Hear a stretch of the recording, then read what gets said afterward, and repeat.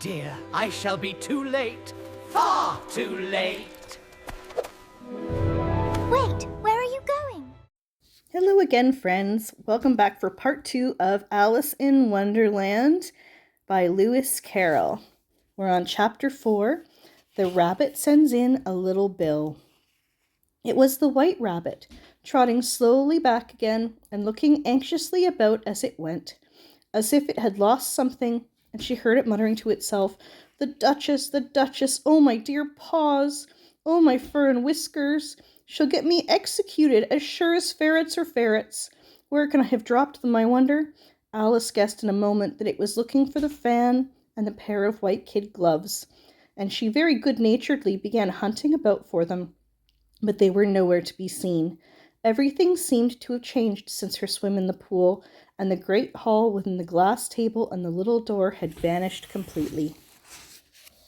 Very soon, the rabbit noticed Alice as she went hunting about and called out to her in an angry tone, "Why, Mary Ann, what are you doing out here? Run home this moment and fetch me a pair of gloves and a fan. Quick now!" And Alice was so much frightened that she ran off at once in the direction it pointed to, without trying to explain the mistake it had made. "He took me for his housemaid," she said to herself as she ran. "How surprised he'll be when he finds out who I am. But I'd better take him his fan and gloves, that is, if I can find them." As she said this, she came upon a neat little house, on the door of which was a bright brass plate with the name W. Rabbit engraved upon it. She went in without knocking and hurried upstairs, in great fear lest she should meet the real Mary Ann and be turned out of the house before she had found the fan and gloves. "How queer it seems," Alice said to herself, "to be going messages for a rabbit. I suppose Dinah will be sending me on messages next." And she began fancying the sort of thing that would happen. "Miss Alice, come here directly and get ready for your walk." "Coming in a minute, nurse, but I've got to watch this mouse hole till Dinah comes back and see that the mouse doesn't get out. Only I don't think," Alice went on, "that they'd let Dinah stop in the house if it began ordering people about like that."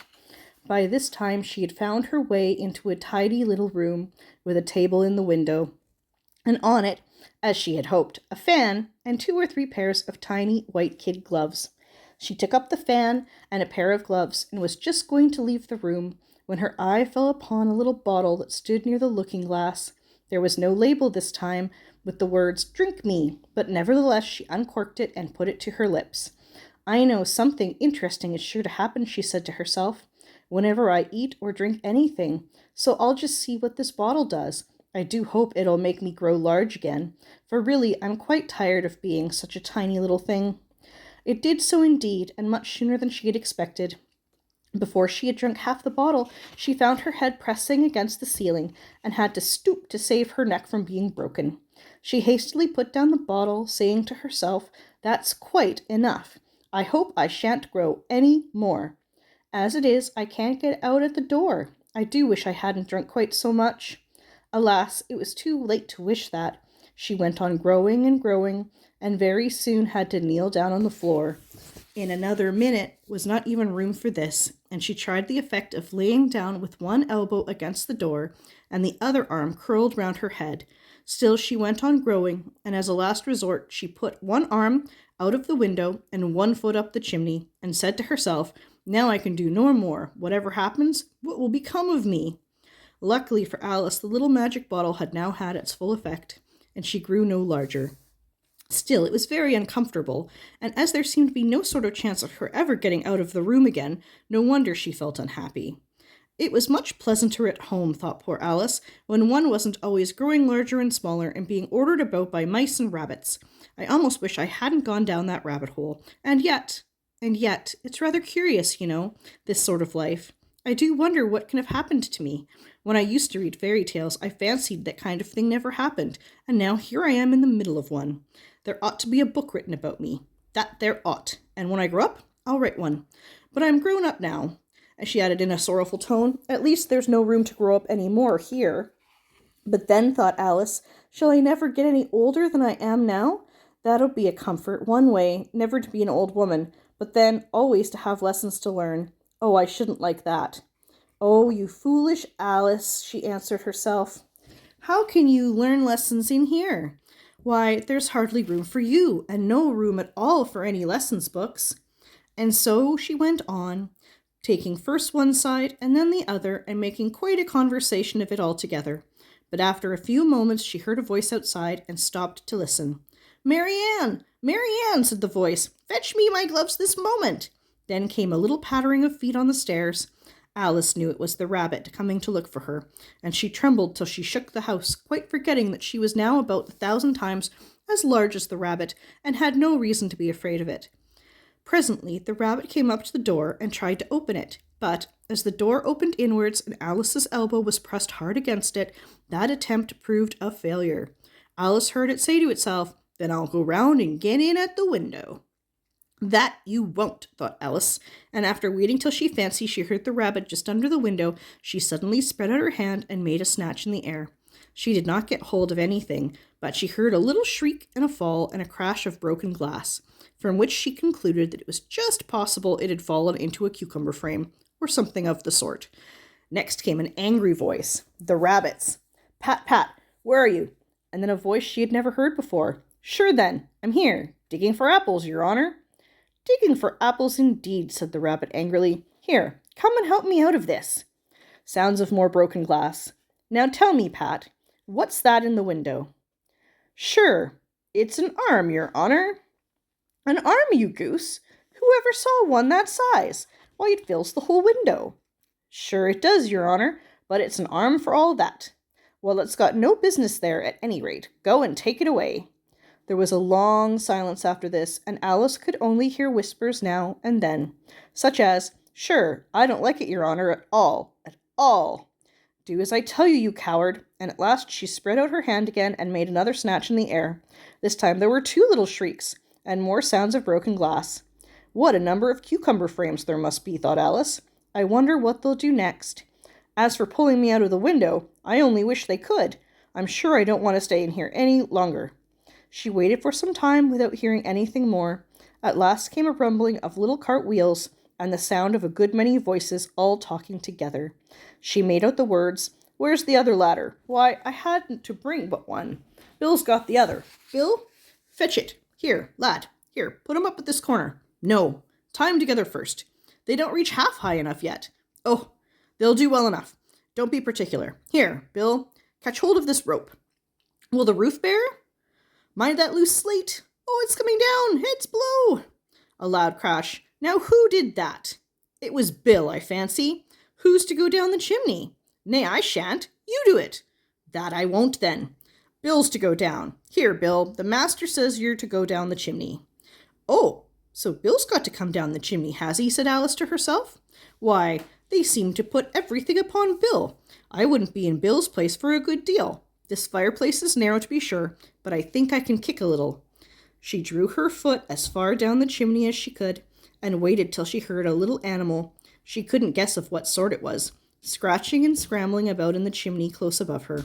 Then saying to herself, "This is Bill," she gave one sharp kick, and waited to see what would happen next.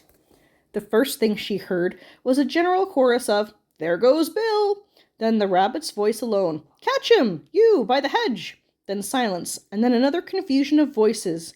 "Hold up his head, Brandy. Now, don't choke him. How was it, old fella? What happened to you? Tell us all about it." Last came a little feeble squeaking voice. "That's Bill," thought Alice. "Well, I hardly know no more, thank ye. I'm better now, but I'm a deal too flustered to tell you. All I know is something comes at me like a jack-in-the-box, and up I goes like a skyrocket." "So you did, old fellow," said the others. "We must burn the house down," said the rabbit's voice, and Alice called out as loud as she could, "If you do, I'll set Dinah at you." There was a dead silence instantly, and Alice thought to herself, "I wonder what they will do next. If they had any sense, they'd take the roof off." After a minute or two, they began moving about again, and Alice heard the rabbit say, "A barrowful will do, to begin with." A barrowful of what? thought Alice. But she had not long to doubt, for the next moment a shower of little pebbles came rattling in at the window, and some of them hit her in the face. "I'll put a stop to this," and she said to herself, and shouted out, "You'd better not do that again," which produced another dead silence. Alice noticed with some surprise the pebbles were all turning into little cakes as they lay on the floor, and a bright idea came into her head. If I eat one of these cakes, she thought, it's sure to make some change in my size, and as it can't possibly make me larger, it must make me smaller, I suppose. So she swallowed one of the cakes and was delighted to find that she began shrinking directly. As soon as she was small enough to get through the door, she ran out of the house and found quite a crowd of little animals and birds waiting outside. The poor little lizard Bill was in the middle, being held up by 2 guinea pigs who were giving it something out of a bottle. They all made a rush at Alice the moment she appeared, but she ran off as hard as she could and soon found herself safe in a thick wood. The first thing I've got to do, said Alice to herself as she wandered about in the wood, is to grow to my right size again, and the second thing is to find my way into that lovely garden. I think that will be the best plan. It sounded an excellent plan, no doubt, and very neatly and simply arranged. The only difficulty was that she had not the smallest idea how to set about it, and while she was peering about anxiously among the trees, a little sharp bark just over her head made her look up in a great hurry. An enormous puppy was looking down at her with large eyes, and feebly stretching out one paw, trying to touch her. Poor little thing, said Alice in a coaxing tone, and she tried hard to whistle to it, but she was terribly frightened all the time at the thought that it might be hungry, in which case it would very likely to eat her up in spite of all her coaxing. Hardly knowing what she did, she picked up a little bit of a stick and held it out to the puppy, whereupon the puppy jumped into the air off all of its feet at once, with a yelp of delight, and rushed at the stick, and made believe to worry it. Then Alice dodged behind a great thistle to keep herself from being run over, and the moment she appeared on the other side, the puppy made another rush at the stick and tumbled head over heels in its hurry to get hold of it. Then Alice, thinking it was very like having a game of play with a cart horse, and expecting every moment to be trampled under its feet, ran around the thistle again. Then the puppy began a series of short charges at the stick, running a very little way forward each time and a long way back, and barking hoarsely all the while, till at last it sat down a good way off, panting, with its tongue hanging out of its mouth and its great eyes half shut. This seemed to Alice a good opportunity for making her escape, so she set off at once and ran till she was quite tired and out of breath, until the puppy's bark sounded quite faint in the distance. And yet, what a dear little puppy it was, said Alice, as she leant against a buttercup to rest herself and fanned herself with one of the leaves. I should have liked teaching it tricks very much, if I had only been the right size to do so. Oh dear, I'd nearly forgotten that I've got to grow up again. Let me see. How is it to be managed? I suppose I ought to eat or drink something or other, but the great question is, what? The great question certainly was what. Alice looked all around her at the flowers and the blades of grass, but she could not see anything that looked like the right thing to eat or drink under the circumstances. There was a large mushroom growing near her, about the same height as herself, and when she had looked under it, and on both sides of it, and behind it, it occurred to her that she might as well look and see what was on top of it.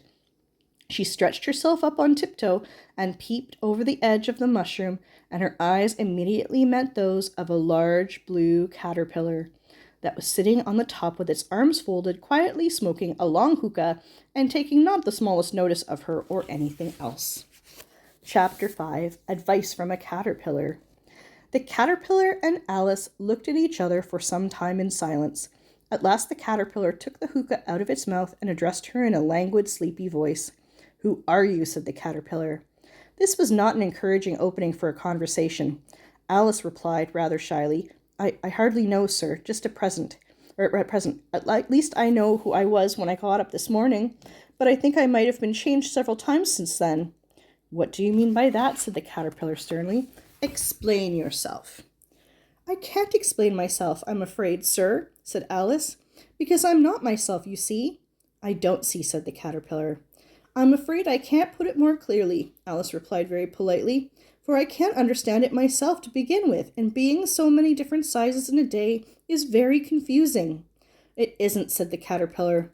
"Well, perhaps you haven't found it so yet," said Alice, "but when you have to turn into a chrysalis, you will some day, you know, and then after that into a butterfly, I should think you'll feel it a little queer. Won't you?" "Not a bit," said the caterpillar. "Well, perhaps your feelings may be different," said Alice. "All I know is, it would feel very queer to me." "You," said the caterpillar contemptuously, "who are you?"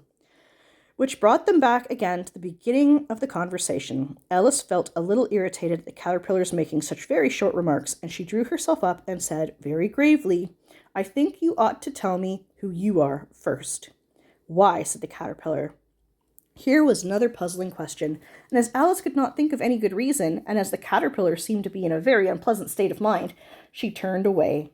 Come back, the caterpillar called after her. I've something important to say. This sounded promising, certainly. Alice turned and came back again. Keep your temper, said the caterpillar. Is that all? Said Alice, swallowing down her anger as well as she could. No, said the caterpillar. Alice thought she might as well wait, as she had nothing else to do, and perhaps, after all, it might tell her something worth hearing. For some minutes it puffed away without speaking, but at last it unfolded its arms, took the hookah out of its mouth again, and said, So you think you're changed, do you? I'm afraid I am, sir, said Alice. I can't remember things as I used, and I don't keep the same size for 10 minutes together. Can't remember what things, said the caterpillar. Well, I've tried to say, how doth the little busy bee, but all it came different. Alice replied in a very melancholy voice. Repeat, you are old, Father William, said the caterpillar. Alice folded her hands and began. You are all old, Father William, the young man said, and your hair has become very white, and yet you incessantly stand on your head. Do you think at your age it is right? In my youth, Father William replied to his son, I feared it might injure the brain. But now that I am perfectly sure I have none, why, I do it again and again. You are old, said the youth, as I mentioned before, and have grown most uncommonly fat. Yet you turned a back somersault in at the door. Pray, what is the reason of that? In my youth, said the sage as he shook his grey locks, I kept all my limbs very supple. By the use of this ointment, 1 shilling the box, allow me to sell you a couple. You are old, said the youth, and your jaws are too weak for anything tougher than suet. Yet you finished the goose with the bones in the beak. Pray, how did you manage to do it?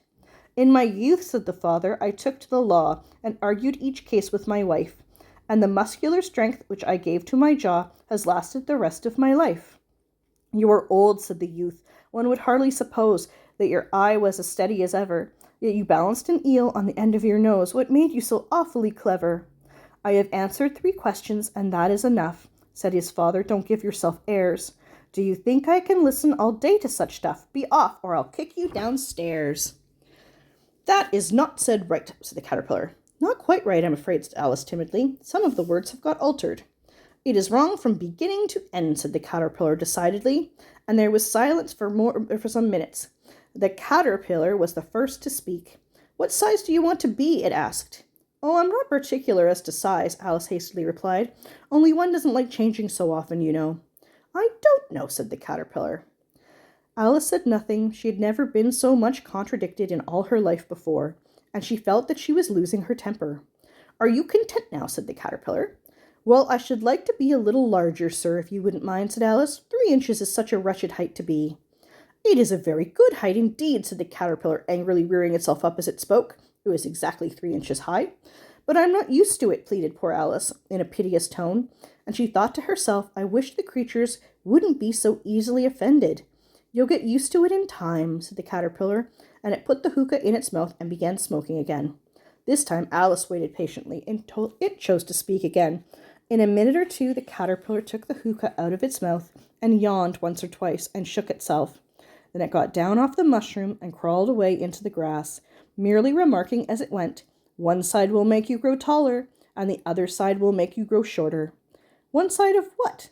The other side of what? Thought Alice to herself. Of the mushroom, said the caterpillar, just as if she had asked it aloud, and in another moment it was out of sight. Alice remained looking thoughtfully at the mushroom for a minute, trying to make out which were the 2 sides of it, and as if it was perfectly round, she found this a very difficult question. However, at last she stretched her arms round it as far as they would go, and broke off a bit of the edge with each hand. And now which is which, she said to herself, and nibbled a little of the right hand bit to try the effect. The next moment she felt a violent blow underneath her chin. It had struck her foot. She was a good deal frightened by this very sudden change, but she felt that there was no time to be lost, and she was shrinking rapidly. So she set to work at once to eat some of the other bit. Her chin was pressed so closely against her foot that there was hardly room to open her mouth, but she did it at last and managed to swallow a morsel of the left-handed bit. Come, my head's free at last, said Alice in a tone of delight, which changed into alarm in another moment when she found that her shoulders were nowhere to be found. All she could see when she looked down was an immense length of neck, which seemed to rise like a stalk out of a sea of green leaves that lay far below her. "What can all that green stuff be?" said Alice. "And where have my shoulders got to? And oh, my poor hands! How is it I can't see you?" She was moving them about as she spoke, but no result seemed to follow, except a little shaking among the distant green leaves. As there seemed to be no chance of getting her hands up to her head, she tried to get her head down to them, and was delighted to find that her neck would bend about easily in any direction, like a serpent. She had just succeeded in curving it down into a graceful zigzag, and was going to dive in among the leaves, which she found to be nothing but the tops of the trees under which she had been wandering, when a sharp hiss made her draw back in a hurry. A large pigeon had flown into her face, and was beating her violently with its wings. "Serpent!" screamed the pigeon. "I'm not a serpent," said Alice indignantly. "Let me alone." "Serpent, I say again," repeated the pigeon, then in a more subdued tone, and added with a kind of sob, "I've tried every way, and nothing seems to suit them." "I haven't the least idea what you're talking about," said Alice. "I've tried the roots of trees, I've tried banks, I've tried hedges," the pigeon went on without attending to her, "but those serpents, there's no pleasing them." Alice was more and more puzzled, but she thought there was no use in saying anything more until the pigeon had finished. "As if it wasn't trouble enough hatching the eggs," said the pigeon, "but I must be on the lookout for serpents night and day. Why, I haven't had a wink of sleep these 3 weeks." "I'm very sorry you've been annoyed," said Alice, who was beginning to see its meaning. "And just as I'd taken the highest tree in the wood," continued the pigeon, raising its voice to a shriek, "and just as I was thinking I should be free of them at last, they must needs come reeling down from the sky. Oh, serpent!" "But I'm not a serpent, I tell you," said Alice. I'm a... "Well, what are you?" said the pigeon. "I can't see you're trying to invent something." "I'm a little girl," said Alice rather doubtfully, as she remembered the number of changes she had gone through that day. "A likely story indeed," said the pigeon in a tone of the deepest contempt. "I've seen a good many little girls in my time, but never one with such a neck as that. No, you're a serpent, and there's no use denying it. I suppose you'll be telling me next that you never tasted an egg." "I have tasted eggs, certainly," said Alice, who was a very truthful child, "but little girls eat eggs quite as much as serpents do, you know." "I don't believe it," said the pigeon, "but if they do, why, then, they're a kind of serpent. That's all I can say." This was such a new idea to Alice that she was quite silent for a minute or two, which gave the pigeon the opportunity of adding, "You're looking for eggs? I know that well enough. And what does it matter to me whether you're a little girl or a serpent?" "It matters a good deal to me," said Alice hastily, "but I'm not looking for eggs. As it happens, and if I was, I shouldn't want yours. I don't like them raw." "Well, be off then," said the pigeon in a sulky tone as it settled down again into its nest. Alice crouched down among the trees as well as she could, for her neck kept getting entangled among the branches, and every now and then she had to stop and untwist it. After a while she remembered that she still held the pieces of mushroom in her hands, and she set to work very carefully, nibbling first at one and at the other, and growing sometimes taller and sometimes shorter, until she had succeeded in bringing herself down to her usual height. It was so long since she had been anything near the right size that it felt quite strange at first, but she got used to it in a few minutes, and began talking to herself as usual. "Come, there's half my plan done now. How puzzling all these changes are. I'm never sure what I'm going to be, from one minute to another. However, I've got back to my right size. The next thing is to get into that beautiful garden. How is that to be done, I wonder?" As she said this, she came suddenly upon an open place, with a little house in it about 4 feet high. "Whoever lives there," thought Alice, "it'll never do to come upon them this size. Why, I should frighten them out of their wits." So she began nibbling at the right-hand bit again, and did not venture to go near the house till she had brought herself down to 9 inches high. Chapter 6. Pig and Pepper. For a minute or two she stood looking at the house and wondering what to do next, when suddenly a footman in livery came running out of the wood. She considered him to be a footman because he was in livery, otherwise, judging by his face only, she would have called him a fish, and rapped loudly at the door with his knuckles. It was opened by another footman in livery, with a round face and large eyes like a frog, and both footmen, Alice noticed, had powdered hair that curled all over their heads. She felt very curious to know what it was all about, and crept a little way out of the wood to listen. The fish footman began by producing from under his arm a great letter, nearly as large as himself, and this he handed over to the other, saying in a solemn tone, "For the Duchess, an invitation from the Queen to play croquet." The frog footman repeated in the same solemn tone, only changing the order of the words a little, "From the Queen, an invitation for the Duchess to play croquet." Then they both bowed low, and their curls got entangled together. Alice laughed so much at this that she had to run back into the wood for fear of their hearing her, and when she next peeped out, the fish footman was gone, and the other was sitting on the ground near the door, staring stupidly up into the sky. Alice went timidly up to the door and knocked. "There's no sort of use in knocking," said the footman, "and that for 2 reasons. First, because I'm on the same side of the door as you are. Secondly, because they're making such a noise inside no one could possibly hear you." And certainly there was a most extraordinary noise going on within. A constant howling and sneezing, and every now and then a great crash, as if a dish or kettle had been broken to pieces. "Please then," said Alice, "how am I to get in?" "There might be some sense in your knocking," the footman went on without attending to her. "If we had the door between us, for instance. If you were inside, you might knock and I could let you out, you know." He was looking up into the sky all the time he was speaking, and this Alice thought decidedly uncivil. "But perhaps he can't help himself," she said to herself. "His eyes are so very nearly at the top of his head. But at any rate he might answer questions. How am I to get in?" she repeated aloud. "I shall sit here," said the footman, "till tomorrow." At this moment the door of the house opened, and a large plate came skimming out straight at the footman's head. It just grazed his nose and broke to pieces against one of the trees behind him. "Or next day, maybe," the footman continued in the same tone, exactly as if nothing had happened. "How am I to get in?" said Alice again in a louder tone. "Are you to get in at all?" said the footman. "That's the first question, you know." It was, no doubt, only Alice did not like to be told so. "It's really dreadful," she muttered to herself, "the way all the creatures argue. It's enough to drive one crazy."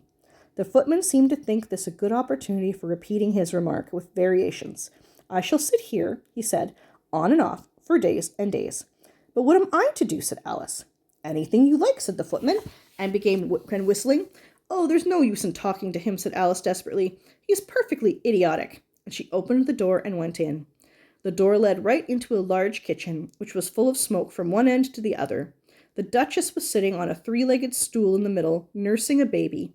The cook was leaning over the fire, stirring a large cauldron which seemed to be full of soup.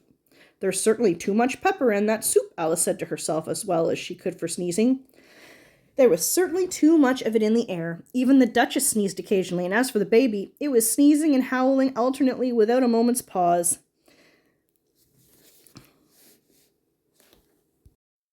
Sorry about that. The only thing in the kitchen that did not sneeze were the cook and a large cat which was sitting on the hearth and grinning from ear to ear. "Please would you tell me," said Alice a little timidly, for she was not quite sure whether it was good manners for her to speak first, "why your cat grins like that?" "It's a Cheshire cat," said the Duchess, "and that's why." "Pig!" She said the last word with such a sudden violence that Alice quite jumped, but she saw in another moment that it was addressed to the baby and not to her, so she took courage and went on again. "I didn't know that Cheshire cats always grinned. In fact, I don't know that cats could grin." "They all can," said the Duchess, "and most of 'em do." "I don't know of any that do," Alice said very politely, feeling quite pleased to have got into a conversation. "You don't know much," said the Duchess, "and that's a fact." Alice did not at all like the tone of this remark, and thought it would be as well to introduce some other subject of conversation. While she was trying to fix on one, the cook took the cauldron of soup off the fire, and at once set to work throwing everything within her reach at the Duchess and the baby. The fire irons came first, then followed a shower of saucepans, plates, and dishes. The Duchess took no notice of them, even when they hit her, and the baby was howling so much already that it was quite impossible to say whether the blows hurt it or not. "Oh, please mind what you're doing," cried Alice, jumping up and down in an agony of terror. "Oh, there goes his precious nose," as an unusually large saucepan flew close by it and very nearly carried it off. "If everybody minded their own business," said Duchess, in a hoarse growl, "the world would go round a deal faster than it does." "Which would not be an advantage," said Alice, who felt very glad to get an opportunity of showing off a little of her knowledge. "Just think of what work it would make with the day and night. You see, the earth takes 24 hours to turn round on its axis." "Talking of axes," said the Duchess, "chop off her head." Alice glanced rather anxiously at the cook to see if she meant to take the hint, but the cook was busily stirring the soup, and seemed not to be listening, so she went on again. 24 hours, I think, or is it 12? "Oh, don't bother me," said the Duchess. "I never could abide figures." And with that she began nursing her child again, singing a sort of lullaby to it as she did so, and giving it a violent shake at the end of every line. Speak roughly to your little boy and beat him when he sneezes. He only does it to annoy because he knows it teases. Chorus line in which the cook and the baby joined. Wow, wow, wow. While the Duchess sang the second verse of the song, she kept tossing the baby violently up and down, and the poor little thing howled so that Alice could hardly hear the words. I speak severely to my boy, I beat him when he sneezes, for he can thoroughly enjoy the pepper when he pleases. Wow, wow, wow. Here, you may nurse it a bit if you like, the Duchess said to Alice, flinging the baby at her as she spoke. I must go and get ready to play croquet with the Queen. And she hurried out of the room. The cook threw a frying pan after her as she went out, but it just missed her. Alice caught the baby with some difficulty, as it was a queer-shaped little creature, and held out its arms and legs in all directions. Just like a starfish, thought Alice. The poor little thing was snorting like a steam engine when she caught it, and she kept doubling itself up and straightening itself out again, so that altogether for the first minute or two it was as much as she could do to hold it. As soon as she had made out the proper way of nursing it, which was to twist it up into a sort of knot and then keep tight hold of its right ear and left foot so as to prevent it undoing itself, she carried it out into the open air. If I don't take this child with me, thought Alice, they're sure to kill it in a day or two. Wouldn't it be murder to leave it behind, she said, the last words out loud. The little thing grunted in reply. It had left off sneezing by this time. Don't grunt, said Alice. That's not at all a proper way of expressing yourself. The baby grunted again, and Alice looked very anxiously into its face to see what was the matter with it. There could be no doubt that it had a very turned-up nose, much more like a snout than a real nose. Also, its eyes were getting extremely small for a baby. Altogether, Alice did not like the look of the thing at all. But perhaps it was only sobbing, she thought, and looked into its eyes again to see if there were any tears. No, there were no tears. If you're going to turn it into a pig, my dear, said Alice seriously, I'll have nothing more to do with you. Mind now. The poor little thing sobbed again, or grunted, it was impossible to say which, and they went on for some while in silence. Alice was just beginning to think to herself, now what am I going to do with this creature when I get it home? When it grunted again so violently that she looked down into its face in some alarm. This time there could be no mistake about it. It was neither more nor less than a pig, and she felt that it would be quite absurd for her to carry it any further. So she set the little creature down and felt quite relieved to see it trot away quietly into the wood. If it had grown up, she said to herself, it would have made a dreadfully ugly child, but it makes rather a handsome pig, I think. And she began thinking over other children she knew who might do very well as pigs, and was just saying to herself, if one only knew the right way to change them, when she was a little startled by seeing the Cheshire Cat sitting on a bough of a tree a few yards off. The cat only grinned when it saw Alice. It looked good-natured, she thought, still it had very long claws and a great many teeth, so she felt that it ought to be treated with respect. Cheshire Puss, she began rather timidly, as she did not at all know whether it would like the name or however, it only grinned a little wider. Come, it's pleased so far, thought Alice as she went on. Would you tell me, please, which way I ought to go from here? That depends a good deal on where you want to go, said the cat. I don't much care where, said Alice. Then it doesn't matter which way you go, said the cat. So long as I get somewhere, Alice added as an explanation. Oh, you're sure to do that, said the cat, if you only walk long enough. Alice felt that this could not be denied, so she tried another question. What sort of people live about here? In that direction, the cat said, waving its right paw around, lives a hatter, and in that direction, waving the other paw, lives a March hare. Visit either you like, they're both mad. But I don't want to go among mad people, Alice remarked. Oh, you can't help that, said the cat. We're all mad here. I'm mad, you're mad. How do you know I'm mad, said Alice. You must be, said the cat, or you wouldn't have come here. Alice didn't think that proved it at all. However, she went on. And how do you know that you're mad? To begin with, the cat went on, you see a dog growls when it's angry, and wags its tail when it's pleased. Now I growl when I'm pleased, and wag my tail when I'm angry. Therefore, I'm mad. I call it purring, not growling, said Alice. Call it what you like, said the cat. Do you play croquet with the Queen today? I should like it very much, said Alice, but I haven't been invited yet. You'll see me there, said the cat, and vanished. Alice was not much surprised at this. She was getting so used to queer things happening. While she was looking at the place where it had begun, it suddenly appeared again. By the by, what became of the baby, said the cat. I'd nearly forgotten to ask. It turned into a pig, Alice quietly said, just as if it had come back in a natural way. I thought it would, said the cat, and vanished again. Alice waited a little, half expecting to see it again, but it did not appear, and after a minute or two, she walked on in the direction which the March hare was said to live. I've seen hatters before, she said to herself. The March hare will be much the most interesting, and perhaps, as this is May, it won't be raving mad. At least not so mad as it was in March. As she said this, she looked up, and there was the cat again, sitting on a branch of a tree. "Did you say pig or fig?" said the cat. "I said pig," replied Alice. "And I wish you wouldn't keep appearing and vanishing so suddenly. You make one quite giddy." "All right," said the cat, and this time it vanished quite slowly, beginning with the end of the tail and ending with the grin, which remained some time after the rest of it had gone. "Well, I've often seen a cat without a grin," thought Alice, "but a grin without a cat? It's the most curious thing I ever saw in all my life." She had not gone much further before she came in sight of the house of the March Hare. She thought it must be the right house, because the chimneys were shaped like ears and the roof was thatched with fur. It was so large a house that she did not like to go near till she had nibbled some more of the left-handed bit of mushroom and raised herself to about 2 feet tall. Even then she walked up towards it rather timidly, saying to herself, "Suppose it should be raving mad after all. I almost wish I'd gone to see the Hatter instead." And that's the end of this chunk. I'll work on part 3. I hope you enjoy. Please like and subscribe for notifications when the next part becomes available. And love you all and have a great day.